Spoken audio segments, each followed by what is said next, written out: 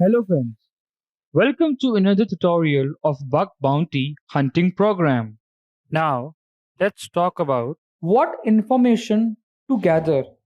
For example, if you are finding a vulnerability in a website, what information should be gathered?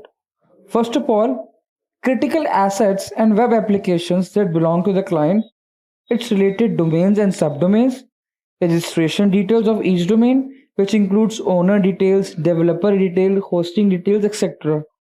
Server architecture of the application running on those domains, other web applications running on the same server as the target domain, critical cached pages, older snapshots of the web application.